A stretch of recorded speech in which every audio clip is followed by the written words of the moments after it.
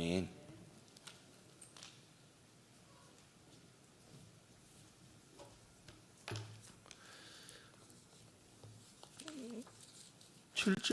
칠장에 보면 다윗이 성전을 건축하기를 원해서 하나님 앞에 내가 받은 은혜가 있어서 하나님의 집을 짓겠다고 했는데 나단 선지자가 네가 날 위해 집을 지을 것이 아니고 내가 너의 집을 세우겠다. 그래서 그것은 너에게 주어진 일이 아니다. 그렇게 말씀했어요. 우리가 생각할 때는 다윗만한 왕이 없기 때문에 성전을 짓는 것이 다윗이 지으면 참 좋지 않았을까 그런 생각이 드는데 하나님의 뜻은 다윗이 아닌 솔로몬을 통해서 성전을 짓게 하신 것입니다. 이제 어떻게 생각하면 기분이 나쁠 수도 있죠. 하나님께서 왜 나를 인정하지 않으시는가? 내가 이렇게 충성하고 또 오래 참고 마침내 사울 왕이 죽은 다음에 또 참고 기다려서 이스라엘 12지파가 다 한 마음이 돼가지고 이제 통일왕국을 이뤘으니까 이때 성전을 짓는 게 가장 좋지 않겠는가 그런 생각을 할 수 있습니다. 그런데 하나님께서는 그것은 너에게 주어진 영광이 아니고 너에게 주어진 복이 아니고 그것은 너희 다음 세대에 하겠다. 다윗의 놀라운 점은 하나님께서 말씀하실 때 내 마음에 드는 것만 따르는 게 아니고 내 마음에 안 들어도 혹은 하나님이 내 뜻을 꺾으셔도 그대로 순종하는 것입니다. 그럼 내가 하고 싶은 걸 못하게 하면 어떻게 되겠어요? 어떤 분들은 그래 하나님께서 내가 하려는 걸 못하게 하니까 이제 나는 아무것도 안 할래. 이만하면 됐다. 그냥 놀다가 그냥 내 인생은 끝나겠다. 그렇게 하잖아요. 다윗이 뭐랍니까? 그 외에 다윗이 블레셋 사람을 쳐서 항복을 받고 블레셋 사람들의 손에서 메덱 암마를 빼앗았는데 오늘 본문 내용이 뭐냐면 전쟁을 계속하는 거예요. 다윗이 하나님께서 나에게 이 성전을 지으라고 하지 않는다면 그럼 내 아들이 다음 세대의 성전을 지으려면 성전을 지을 때 방해가 되는 게 뭘까? 성전을 지을 때 내가 뭘 하면 도움이 될까? 그렇게 생각합니다. 내가 하지 않아도 꼭 해야 될 일인데 그럼 그 일에 내가 도움을 줄 수 있는 것이 무엇일까? 그렇게 해서 그걸 합니다. 다시 말하면 나 한 사람에 대해 모든 것이 이루어지지 않아도 다음 세대에 이루어질 것을 생각하면서 준비를 잘 하는 것이죠. 그래서 솔로몬이 성전을 지으려고 하는데 주변의 나라들이 자꾸 공격을 한다든지 침공하면 못할 거 아니에요. 그러니까 그러면 내 다음 세대에 성전을 지을 수 있도록 주변에 있는 그 방해가 되는 나라들을 보고 싹 정리해야 되겠다. 그래서 나이든 다윗이지만 전쟁을 합니다. 처음에 물리친 것이 블레셋 사람을 쳐서 항복을 받고 블레셋 사람들의 손에서 메덱 암마를 빼앗았다. 전쟁을 승리해서 영토가 늘어납니다. 그 다음에 다윗이 또 모압을 쳐서 그들을 땅에 엎드리게 하고 이제 모압 사람들도 자꾸 이스라엘에 방해가 되고 하니까 모압을 쳤습니다. 땅에 엎드리게 하고 줄로 재어서 그 두 줄 길이의 사람은 죽이고 한 줄 길이 사람 살린단 말은 이제 키가 커서 전쟁할 수 있는 사람들, 전쟁터에 나갈 수 있는 사람들은 다 죽이고 어리거나 전쟁할 수 없는 사람들은 살려주었다. 그렇게 말합니다. 다윗이 다시 말하면 성전이 건축되는 동안에 적들이 공격해서 전쟁할 수 있는 그런 여지를 막아준 것입니다. 블레셋 사람들에게는 땅을 빼앗았고 모압 사람들은 이제 살리니 모압 사람들이 다윗의 종들이 되어 조공을 드리니라. 영토가 확장되고 그 다음에는 사람, 백성들을 이렇게 얻어서 그들을 종으로 섬기게 됩니다. 세 번째는 이제 소바왕, 소바는 아람과 관련돼서 아람 소바라고도 하는데 로베 아들 소바왕 하다데셀이 자기 권세를 회복하려고 유프라데 강으로 갈 때 이제 아람의 지역 경계가 유프라데 강부터 시작해서 또 밑에는 이스라엘과 경계를 하고 있습니다. 그래서 유프라데 강 쪽으로 북쪽으로 가서 자기들의 영토를 확장하려고 하는 소식을 들을 때 다윗이 그들을 또 쳤습니다. 그래서 왜냐하면 그 나라가 강해지면 결국은 이스라엘이 어려움을 당하기 때문에 상대국이 유브라데 강 지역을 정복하려 할 때, 권세를 회복하려 할 때 다윗이 그를 쳐서 마병 1,700명과 보병 2만 명을 사로잡고 병거 100대의 말만 남기고 병거의 말은 다 힘줄을 끊었더라. 이 아람 군대는 이 마병, 말을 가져가는 기병이 아주 강했는데 다윗이 그들을 물리치고, 그래서 그 기병이 다시 일어나지 못하도록, 말을 키우는데 시간이 많이 걸리잖아요. 그러니까 말의 힘줄을 끊어서 더 이상 그 마병으로 다시 이스라엘을 괴롭히지 못하도록 그렇게 한 것을 보게 됩니다. 이 모든 일은 다윗이 자기가 지을 수 없는 솔로몬 성전을 솔로몬이 지을 때 도움을 주는 것입니다. 다윗은 주변 국가의 모든 강한 군대들을 다 물리쳐주고, 그러니까 나는 힘든 일, 굳은 일을 다 할 테니까 솔로몬아, 너는 다음에 하나님 기뻐하시는 일만 하도록 해라. 그렇게 하는 마음의 태도가 보이게 됩니다. 다메섹의 아람 사람들이, 이제 아람은 아까 말한 것처럼 그 하다데셀이 다스리는 북쪽 아람 또 남쪽 아람 둘 연합군인데, 다메섹 지역의 아람 사람이 소바 왕 하다데셀을 도우러, 아람 소바죠, 도우러 오니까 다윗이 이제는 22,000명을 죽였다.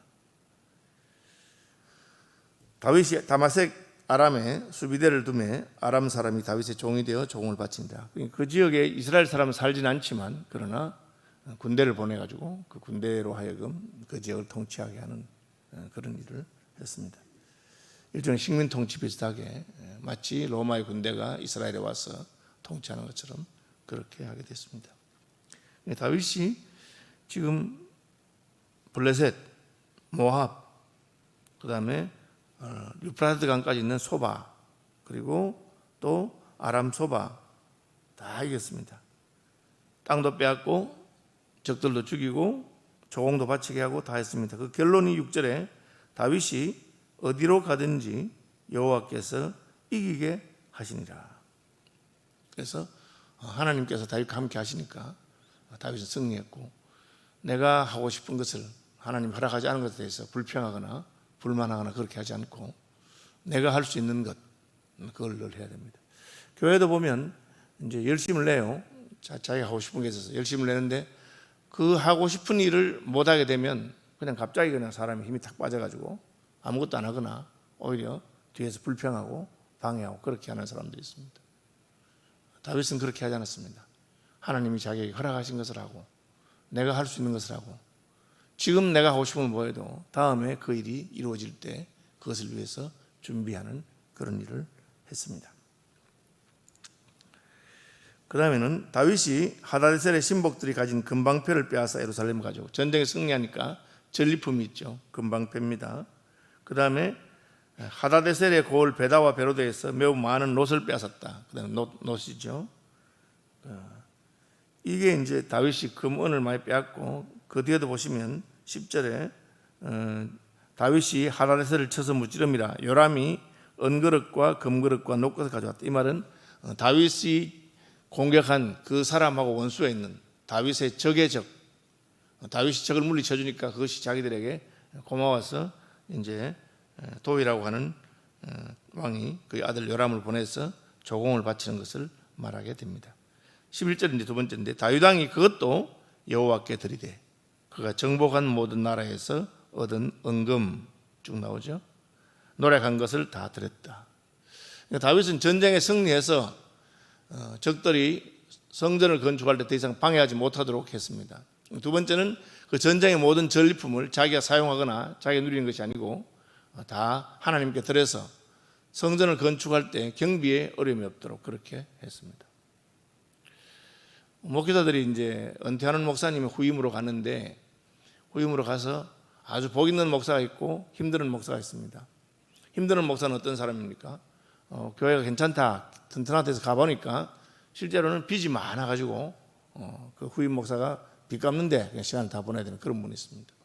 또 반대로 어떤 목사는 후임으로 갔는데 가보니까 교회 재정이 튼튼하고 또 성전 건축, 예배당 건축을 해야 되는데 이미 앞에 있는 목사님이 주변에 땅을 다 사놓고 그리고 건축할 수 있는 재정도 교회 재정이 풍부해가지고 가니까 자기는 그냥 일만 시작하면 되도록 그런 목사님도 있습니다.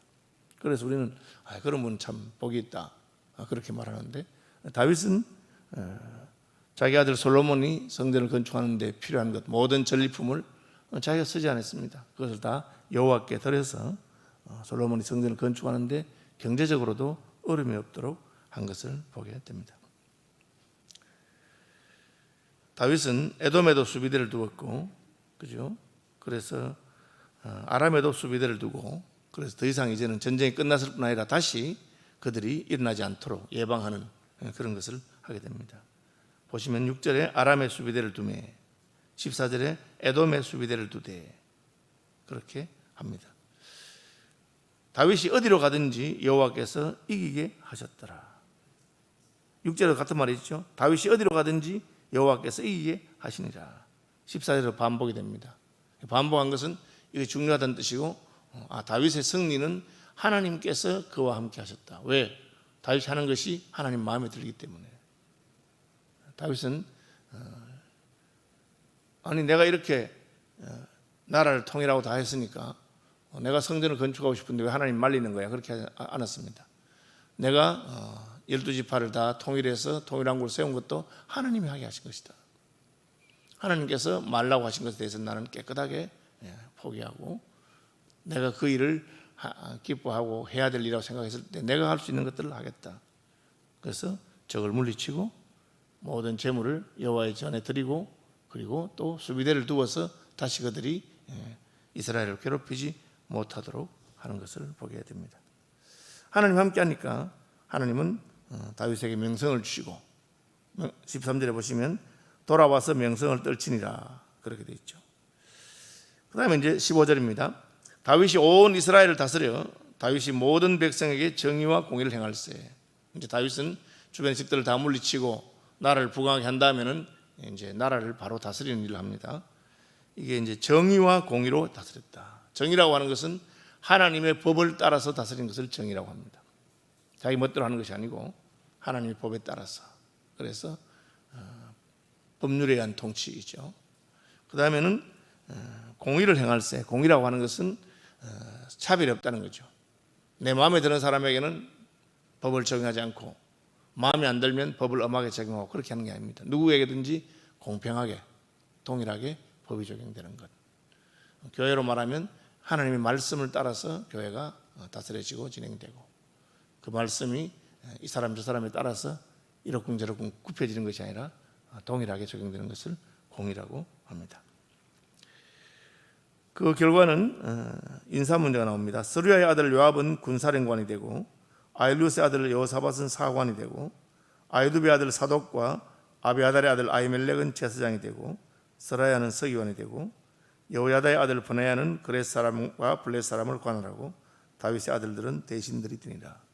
그래서 나라가 안정된 다음에 다윗은 그 공에 따라서 사람들을 세우는 것을 보게 됩니다. 특이한 것은 스루야의 아들 요압인데, 요압은 사실은 다윗의 마음에 안 드는 점도 있었습니다. 아시는 대로 아브넬을 죽일 때 다윗의 말을 듣지 않냐고 그런 게 있었습니다. 다윗은 자기 마음에 안 드는 점이 있는 사람이라도 그가 잘하는 것은 그대로 인정합니다. 요압은 이 다윗의 정복 전쟁의 군사령관으로서 공을 많이 세웠기 때문에 그렇게 합니다. 여러분, 우리 공은 공대로 가고 우리의 잘못은 잘못대로 그대로 가는 것을 알아야 됩니다. 우리가 잘못한 것 때문에 우리가 잘하는 것이 없어지는 것은 아닙니다. 하나님 그대로 상을 주실 것입니다.